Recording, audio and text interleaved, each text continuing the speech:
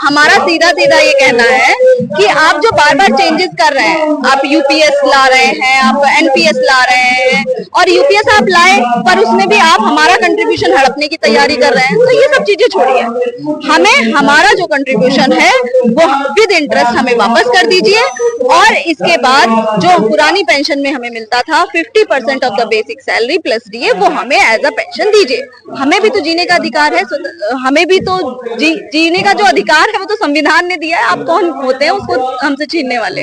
OPS में क्या है कि हम अपना जो मेरा कंट्रीब्यूशन है उसको हम कभी भी निकाल सकते हैं, जो भी छोटा मोटा जरूरत हो। इसमें ऐसा नहीं है, मेरा कंट्रीब्यूशन ही हम खुद नहीं निकाल पाएंगे, उसके लिए सरकार लास्ट में मिलेगा, वो मिलेगा भी नहीं। वो मिलेगा भी नहीं।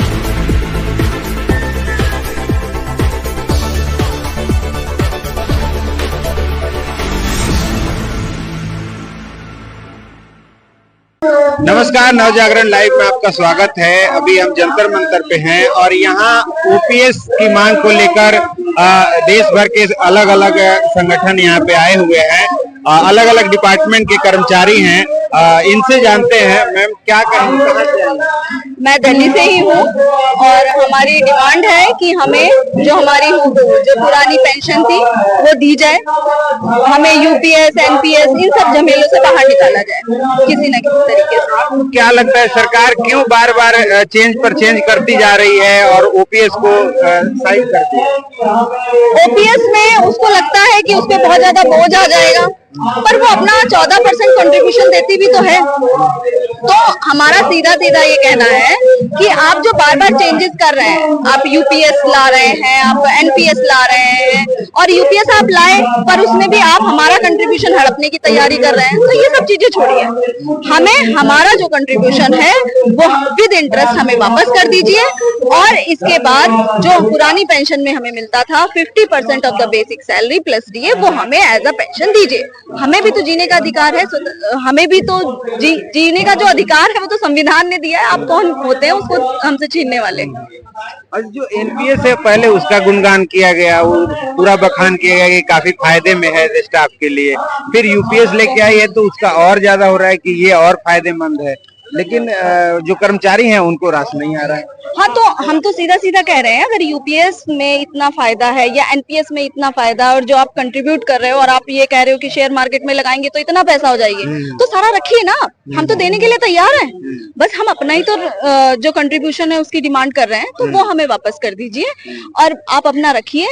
जो भी आपका कंट्रीब्यूशन है, जो भी आपने प्रॉफिट जो हमारा कटा है वो इंटरेस्ट के साथ वापस कर दीजिए, और हमें 50% of the basic salary plus DA दे दीजिए। Thank you. रायपुर में छत्तीसगढ़ से आया हूँ। तो आप रेलवे से हैं? जी। तो यूपीएस एनपीएस ये आपको मंजूर, पहले एनपीएस मंजूर नहीं था, अब यूपीएस आया वो भी मंजूर नहीं है, ऐसा क्या है? ऐसा इसमें यही है कि हमें जो मेरा जो खुद का कंट्रीब्यूशन है उस पर मेरा खुद अधिकार नहीं रह रहा है। जो पॉलिसी जी ओपीएस में क्या है कि हम अपना जो मेरा कंट्रीब्यूशन है उसको हम कभी भी निकाल सकते हैं, जो भी छोटा मोटा जरूरत हो। इसमें ऐसा नहीं है, मेरा कंट्रीब्यूशन ही हम खुद नहीं निकाल पाएंगे, उसके लिए सरकार लास्ट में मिलेगा, वो मिलेगा भी नहीं। वो मिलेगा भी नहीं। और इसमें एक और डिमेरिट है कि आप मान लीजिए रिटायरमेंट का है जो शर्त रखा गया है वो गलत है, जो 60 साल का। हाँ, मान लीजिए जो 58 साल में निपट गया उसको क्या करेंगे? तो उसको नहीं, उसको तो पेंशन मिला ही नहीं। अच्छा, मिलेगा ही नहीं, मिला ही नहीं। तो ऐसे ऐसे इसमें विसंगतियां हैं, इसको दूर करना है। इसमें गलत है, छोटे मोटे प्रयास कर रहे हैं। तो आप क्या कर रहे हैं? एज फैक्टर जैसे पहले ओपीएस में क्या है कि 20 साल के बाद रिटायरमेंट, जैसे 20 साल के बाद मान लिया बीआरएस ले लिया। हाँ, 20 साल जॉब करने के बाद बीआरएस ले लिया, तो मिलेगा, तुरंत मिलता था।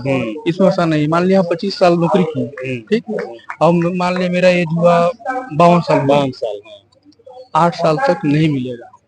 जब 60 साल तब जाके शुरू होगा, तो क्या गारंटी? मान लीजिए मेरा 52 साल है, मैं 53 साल में मर गया तो मेरा क्या मिलेगा? कुछ नहीं मिलेगा।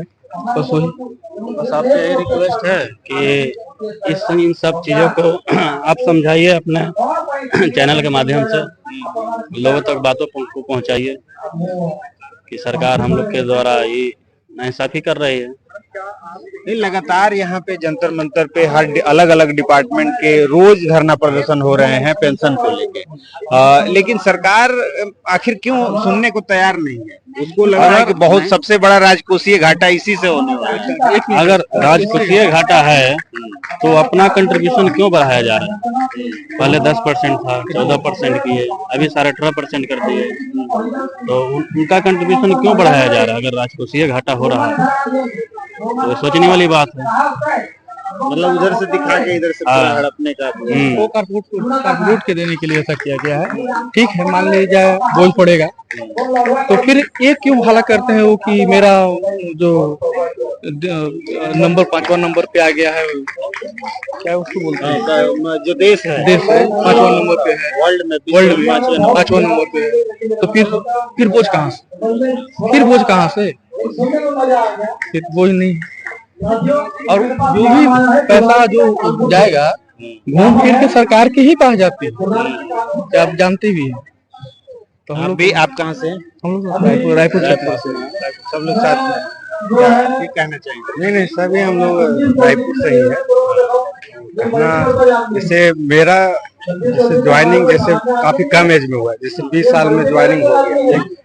तो मैं भी कुछ सोच रहा था कि इसमें बीआरएस का जैसे 25 साल होगा, लेकिन वैसा हुआ नहीं। तो मैं भी सोच रहा था जैसे नौकरी से उब गया हूँ, मान लीजिए 25 साल का अगर फैक्टर आता तो अपना बीआरएस ले लेते, लेकिन ऐसा है नहीं। मेरा मान लीजिए 2045 में ही कंप्लीट हो जाएगा, लेकिन मुझे और 10 साल एक्स्ट्रा 15 साल अब वो पेंशन के लिए और 15।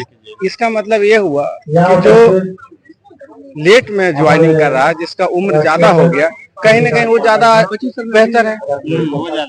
अब मान लीजिए हम 20 साल में नौकरी लिए और कोई 33 साल या 34 साल उम्र होने के बाद उसका नौकरी हुआ, तो उसका तो 60 साल में 25 साल कंप्लीट हो जाएगी नहीं। तो हम तो फिर मूर्ख हुए कि काफी पहले सर्विस में चले गए।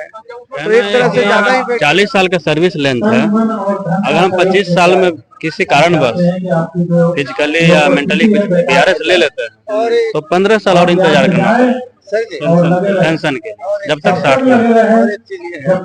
जैसे हम लोग का एनपीएस में जो भी कटौती होता है, एनपीएस में जो भी कटौती होता है 10%, वो एक अमाउंट अच्छा खासा होता है। मैंने बेसिक के आधार पर मान लीजिए अभी मेरा अमाउंट 5000 रुपया कटता है, जो भी है, अगर उस अमाउंट को मान लीजिए अगर हम ओपीएस ना भी दे, सिर्फ एनपीएस ही मेरा छोड़ दे, तो उसी अमाउंट के अगर हम अभी मार्केट में डाल दे, एक सिंपल कुछ भी एसआईपी वगैरह कर दे, तो हमारा 30 साल या 40 साल होते होते उसका बाजार में काफी अमाउंट हो जाएगा।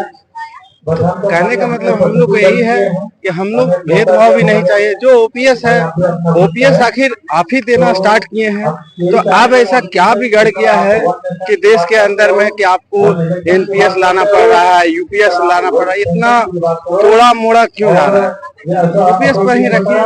अगर अब जैसे कहने का मतलब है एक लाइन में सभी को बैठा दे, किसी को आप सारा भोजन दे रहे हैं, किसी को खीर पूड़ी आलू दम इधर जो भी है सब, और किसी को आप बैठा दिए कि आपको नमक रोटी खाना है, तो ये सही बात नहीं है ना।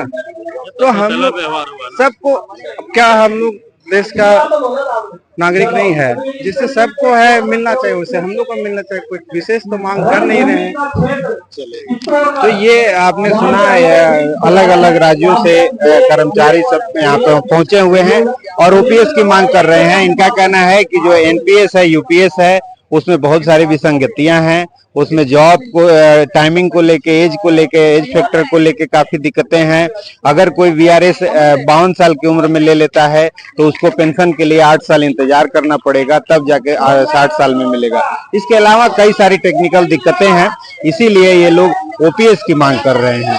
ओपीएस के लिए लगातार जंतर मंतर पे अलग अलग संस्थाएं रोज प्रदर्शन कर रही हैं, लेकिन सरकार देखते हैं कि कब तक इनकी बातों को सुनती है। जो भी अपडेट होगा हम बताते रहेंगे, बने रहिए नवजागरण लाइव।